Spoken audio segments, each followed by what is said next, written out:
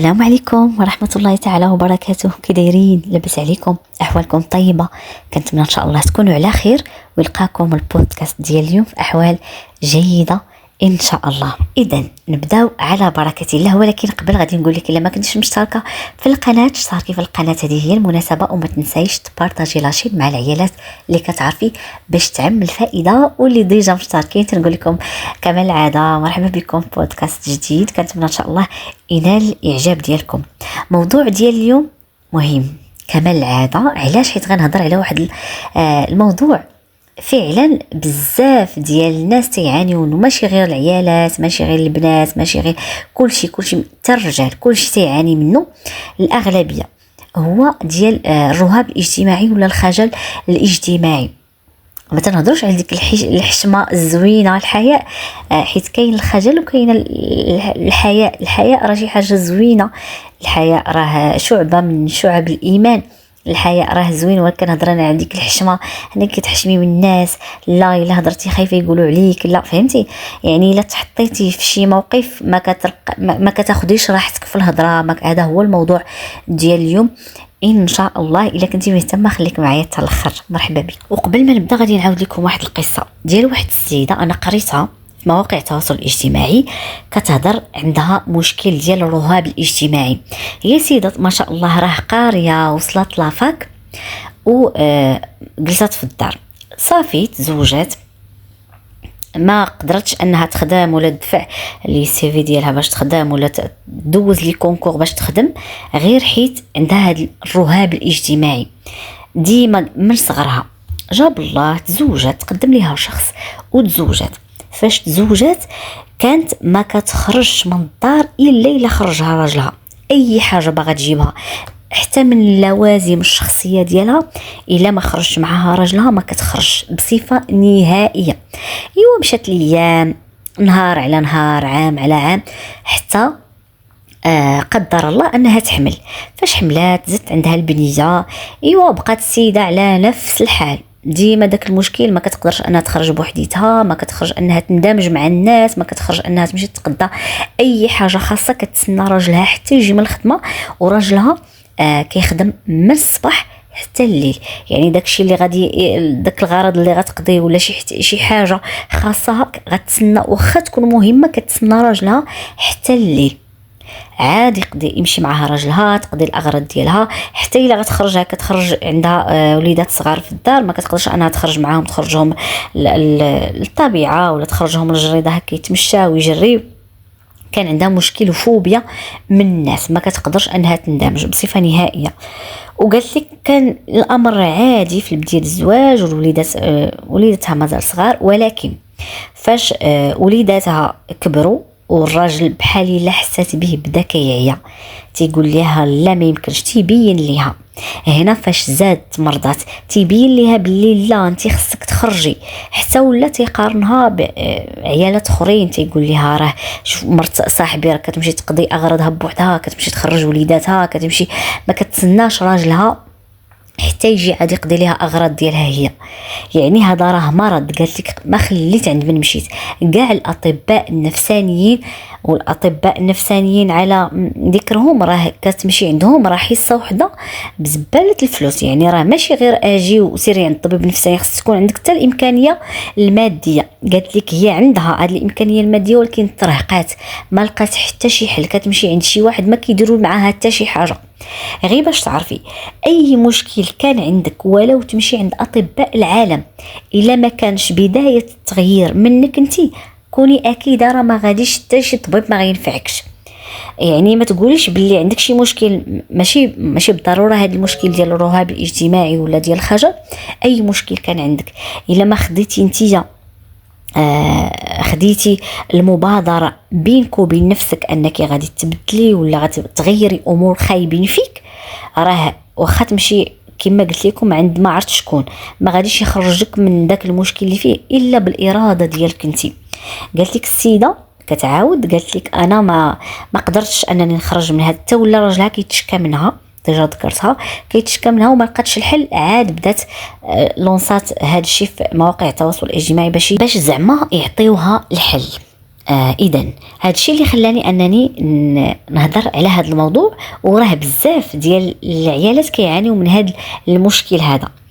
اول حاجه الا كان عندك مشكل انك ما كتقدريش تندمجي مع الناس، كتكوني معزوله ديما عازله راسك، ما عرفتيش شنو هي الخطوه كخطوه اولى. انا غنهضر على الخطوات الاولى، اما الاسباب داكشي راه من الصغر، من الصغر العائله الاسره، ديما الانتقاد، ديما التنمر، ديما هذاك الشيء تيكونوا اسباب اغلبيه راه من الصغر. العائله تيكون فيها داك الشيء، يعني كيتنمروا على وليداتهم ولا تيحتقروهم ولا تيعيروهم قدام الناس. داك الشيء علاش تقول اي سيده عندها وليداتها صغار، دابا هاد السيده اللي عاودت هاد المشكل راه حتى وليداتها غتدوز ليهم هاد القضيه هادي، حتى هما غيوليو يخافوا من الناس ومدهوشين وما يقدروش يزعموا وما يقدروش يهضروا. فهمتي؟ يعني حاولي ما امكن، الا عندك شي مشكل حاولي تعالجيه قبل ما تدوزيه لوليداتك. كما قلت لكم هذا المشكل تيكون من الصغر، الاسباب ديالو اغلبيه راه من الصغر تيكون كما قلت لكم احتقار العائله، الوالدين تيحتقروا ولا تيتنمروا عليهم وليدات صغار في المدرسه وما تيقدروش يدافعوا على راسهم، ما كيعاودوش لوالديهم. دابا تعرض شي طفل للتنمر من المدرسه ما جاش عاود الام ديالو، داكشي تراكمات اصلا الا جا عاود للمو تقول ليه مو، وانا كنهضر على الامهات ديال شحال هذه كانت العقليه على قد الحال، وكانت ما كانش زعما هذا الوعي اللي ولا دابا. ومع ذلك راه تنشوف امهات اللي واعيين ومع ذلك راه عندهم مشكل في تربيه الابناء. فاش كيجي ولدها تيتشكى ليها من شي حاجه، شي ولد قال ليها شي زعما عايرو ولا شي حاجه، ما كتجلسش معاه اطابلو تقول ليها شنو واخا يقول لك هذا الانسان هذه الحاجه راه ماشي بالضروره فيك انت، وانما هذاك تيعبر على انه هو ما واعيش ولا هو فيه ديك الحاجه اللي وصف اللي قالها لك انت، اللي وصفك بها. يعني هذه القضيه ديال التنمر في الوليدات الصغار كيتنمروا على بعضياتهم، خص الوالدين يكونوا حاضرين ويعطيو وقت لوليداتهم باش هذا الشيء حتى الا كبروا ما تكونش عندهم هذه القضيه هذه. اذا كما قلت لك الا كان عندك هذا المشكل ديال الخجل المفرط، ما كتقدريش تواجهي الناس، ما كتقدريش تجلسي معاهم، ما كتقدريش الا جا عندكم شي حد ما كتقدريش تجلسي وانتي مرتاحه، غادي نقول لك اول خطوه غديريها هي انك تورطي نفسك. تيقولوا الاطباء النفسانيين ورط نفسك، ماشي الاطباء النفسانيين وانما الاختصاصيين في التنميه الذاتيه. تيقول لك ورطي نفسك، حضري اجتماعات، حضري ندوات، حضري زعما ديري راسك الا عندكم شي مناسبات في العائله سيري للمناسبات. كاينين الناس اللي كيتفاداو انهم يمشيو للمناسبات العائليه غير بسبب هذه القضيه هذه ديال انهم تيحشموا ما كيقدروش يتجاوبوا مع الناس. لا، ورطي راسك فيما بان لك شي مجمع، يا اما جوج عيالات، 3 العيالات، عائلتك ولا ماشي من عائلتك، ماشي غير خاره، سولي شي حد قولي شحال الساعه انت واخا ما غرضكش كاع في ديك الساعه، سولي سيري خدي نفس عميق وتمشي مرتاحه جدا. تلاقي مع شي مره قولي السلام عليكم، عافاك فين هي هاد البلاصه، واخا انت عارفه وري لي عافاك فين هاد البلاصه، شويه بشويه، مره تسولي على شحال الساعه، مره شويه بشويه، بداي باشخاص اللي هما فرديين، شويه بشويه تتزعمي على يعني الجماعه ولا 2 افراد 3 الافراد فما فوق. يعني هذا الشيء بتدريجي، ما تقوليش بلي الحشمه راه غير غتسمطي ليا صافي غتحيد منك هذه الحشمه. راه الحشمه، هذا الخجل ولا الرهاب الاجتماعي، داكشي اي مشكل اصلا كيتحل شويه بشويه بخطوات. يعني خصك تكوني واعيه بهذه القضيه انك ماشي بين ليله ونهار صافي غادي تبدل شخصيتك، مستحيل، نقولها لك من دابا. ما كايناش شي حاجه سحريه غديريها وتبدلي من شخصيتك ولا تولي من خجوله من انطوائيه لوحده زاعمه وكتهضر بكل اريحيه قدام الناس، راه ما كايناش. وانما الامور كتخاد شويه بشويه، كتاخذ الامور بجديه وشويه بشويه حتى كتولي تخرجي من هذا الرهاب الاجتماعي غير بالخاطر ياك. كما قلت لك تورطي نفسك، هذه اول حاجه غادي ديريها فاش كتحضري الاجتماعات ولا ندوات كما ذكرت لك ولا غير مناسبات عائليه. راه كوني اكيده غادي تحرجي، غادي تجرحي، غادي وكل شيء غادي يوقع ليك.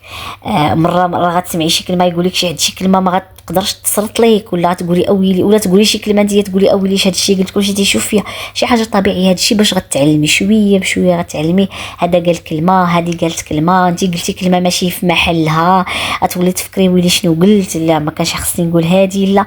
ولكن شويه بشويه هذا الشيء شي حاجه كل ما وعيتي بلي هذا الشيء طبيعي، وخدمي على الثقه بالنفس. مزيانه هذه تكون عندك، خدمي على الثقه بالنفس. ديجا هضرت عليها في بعض لي بودكاست، عاودي تصنتي ليهم. الثقه بالنفس شي حاجه مهمه، وشويه بشويه ما تحرجيش من حتى شي كلمه قلتيها، ما تحرجيش من حتى شي حد قال شي كلمه، ما تحرجيش منه. المهم اول نقطه هي وريت نفسك. ثاني نقطه هي تعبري على الراي ديالك. فاش كتكوني في شي مجمع هكا، عبري على الراي ديالك عادي. قال شي حد، قولي مثلا تهضروا على شي موضوع هكا، قولي بالنسبه لي انا هذا هو الراي ديالي، كذا كذا كذا كذا، وانتم شنو الراي ديالكم؟ ياك حاولي تبداي بهذه القضيه هذه، غتنفعك بزاف. باش ما تحاوليش، باش ما تكونيش كتقولي انا هاك، ما تكونيش عنيفه في هضرتك. هضري بهدوء بأريحية، وما تسرعيش في انك تعطي رايك. فكري في الراي اللي باغا تقوليه، وهضري عليه بشويه عليك، كوني مرتاحه. ياك نقطه اخرى هي ما تضخميش الناس اللي جالسين معاك، ما تضخميهمش. الناس اللي جالسين معاك كيما بغى يكون هذا الشخص، كيما بغى يكون. قولي هذا الشخص هذا وانا كلنا مخلوقات الله سبحانه وتعالى، كلنا خلقنا ربي من طين. يعني علاش غادي نخاف منه ولا نحشم منه، ولا يقول لي شي حاجه نقول عنده الصح؟ فهمتي؟ ما تخلي حتى شي واحد ينقص منك. ما تكونيش عنيفه في هضرتك. حاولي ما امكن ترولاكسي شويه، كوني مرتاحه. الا ما كنتيش مرتاحه في شي بلاصه غير خرجي منها. ياك شويه بشويه حتى كتولفي على شي حد قال لك شي كلمه ماشي هي هذيك. شويه بشويه، راه ماشي من النهار الاولاني غتجي تدخلي لشي مجمع غادي يقولوا الناس شي حاجه وتقبليها. راه ما غاديش تقبلي اي هضره تقالت لك من اول مره. تقال لك اليوم، غدا، بعدو، العام الجاي، العام اللي موراه. شويه بشويه هكا، شويه بشويه كتقوى شخصيتك اكثر. كتعرفي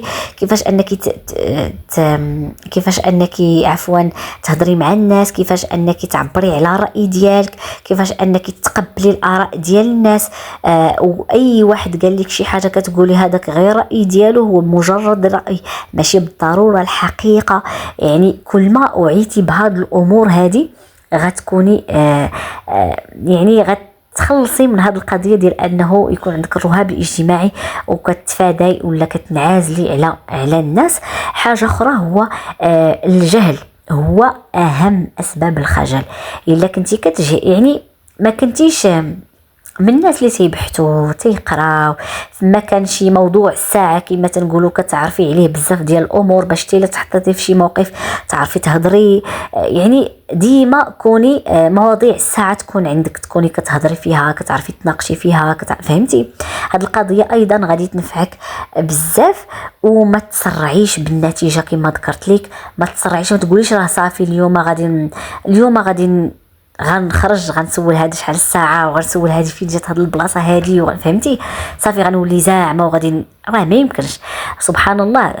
غتاخدي هذه القضيه ديال انك تخلصي من شي حاجه سلبيه فيك بصفه تدريجيه بالحماله.